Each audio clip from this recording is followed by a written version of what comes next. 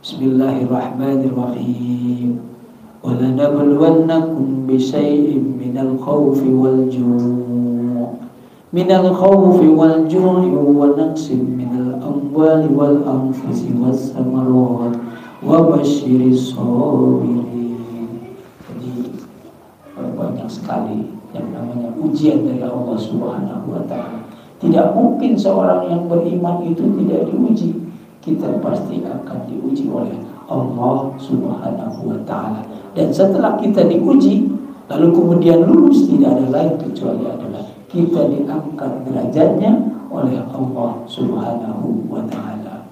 Dan orang yang sedang diberikan musibah itu, dia akan mengatakan qalu inna lillahi wa inna ilaihi raji'un. Inna lillahi, sesungguhnya segala sesuatu itu adalah dari Allah Subhanahu wa Ta'ala dan akan dikembalikan kepada Allah Subhanahu wa Ta'ala.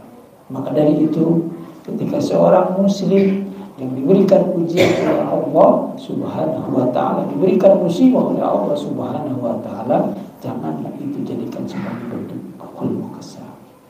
Ketika seseorang diberikan musibah itu ada tiga kemungkinannya. Satu adalah bisa jadi itu merupakan sebuah teguran.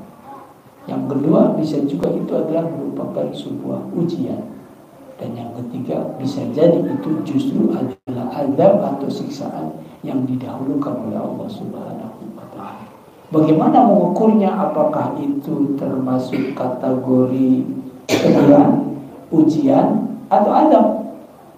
Kalau teguran itu adalah musibah diberikan kepada orang yang setengah beriman, ya orang yang rajin sholat tetapi maksiatnya masih ada dan seterusnya.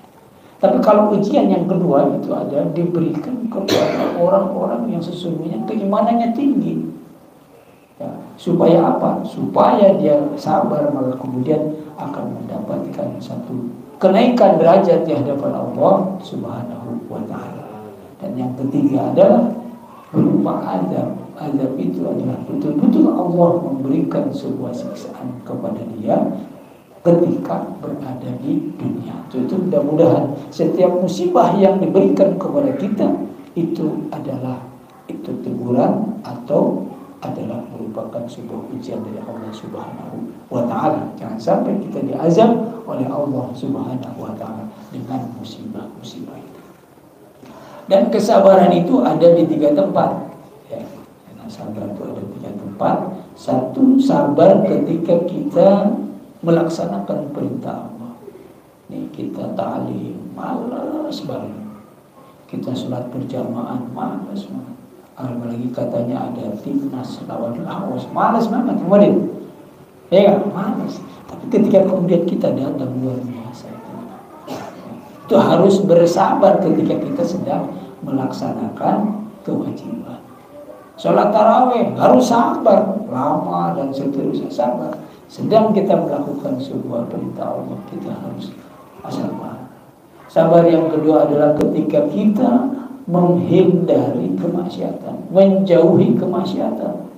Ada orang yang ngajak kita mabuk, judol dan seterusnya, tapi kita mengatakan tidak, saya tidak berani karena itu adalah perbuatan yang dilaknat oleh Allah Subhanahu wa Ta'ala dan kita tidak mengikutinya. Maka itu kategori bahwa kita bersabar ketika kita menjauhi maksiat kepada Allah Subhanahu wa Ta'ala. Dan musibah itu sabar itu adalah ketika kita diberikan musibah oleh Allah Subhanahu wa Ta'ala. Apa itu musibah? Segala sesuatu yang tidak kita sukai. Ya, biasanya kesedihan-kesedihan lah. Banyak sekali dalam kehidupan yang bentuknya adalah musibah.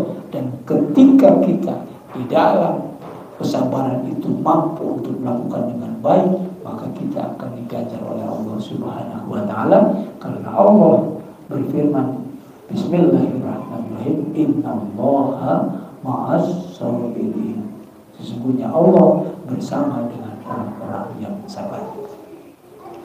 Satu lagi saya kira yang saya ingin sampaikan, yaitu ada satu amalan yang bisa menghapus dosa. Yang ke-13, membaca zikir setelah sholat.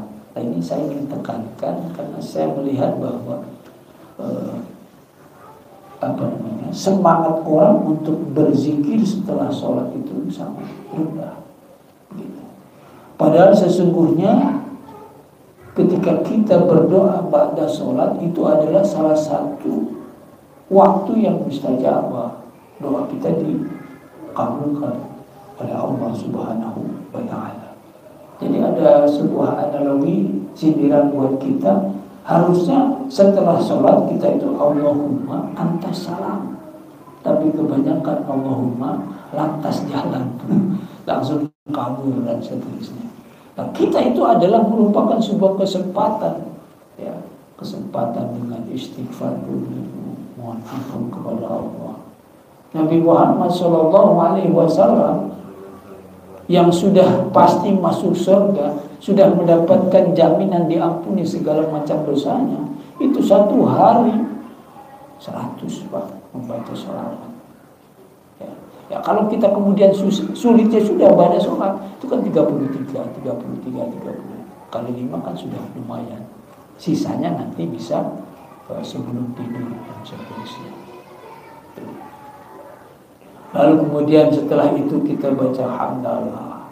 Lalu kemudian takbir Allahu Akbar, tambah dengan tahlil la ilaha illallah dengan hati. Itu sesungguhnya kita sedang belajar mati. Karena siapa saja orang yang di akhir hayatnya dia mengucapkan kalimat la ilaha illallah, sebuah hadis katakan dakhalal jannah, dia akan masuk ke dalam surga. Dan orang yang sedang sakaratul maut, dia tidak akan pernah bisa mengucapkan kecuali yang biasa dia lakukan. Nah, kalau sudah terbiasa kita la ilaha illallah, itu refleks Pak. Karena orang ketika sudah sedang sakaratul maut itu yang bisa melihat malaikat Isra di depan kita itu hanya kita sendiri. Yang lainnya tidak ada, padahal keluarga di situ. Dan kita akan kesulitan untuk berbuat kalimat-kalimat thayyibah apabila malaikat itu mewujudkan atau berwujud makhluk yang menyeramkan sebagai akibat dari perbuatan kita yang banyak dosa. Maka dari itu dengan kita membiasakan diri Abdul Zikri fa'alam anahu la ilaha illallah. Coba dari dalam hati itu luar biasa, dahsyat dalam. Dan itu kalau terbiasa kita lakukan, insya Allah refleks kita itu juga akan mengucapkan kalimat la ilaha illallah ketika kita sedang sakaratul maut. Amin ya rabbal